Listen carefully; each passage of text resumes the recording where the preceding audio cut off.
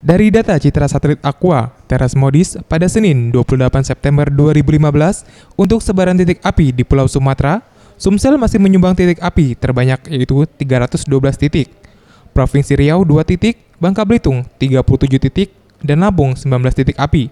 Sementara dari pencitraan satelit NOAA untuk wilayah Sumatera, Sumsel menyumbang 47 titik api, Jambi 5 titik api, Lampung 4 titik api, Bangka Belitung 3 titik api, dan Riau 1 titik api.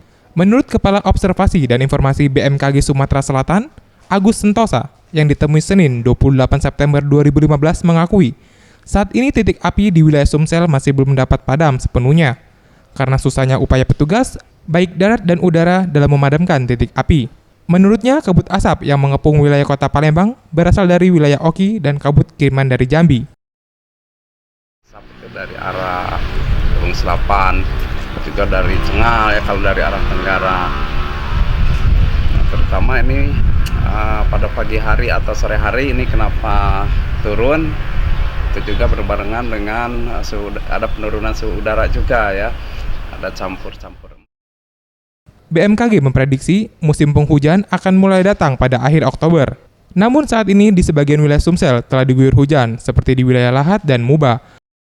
Farel Dwi Satria, Sriwijaya TV.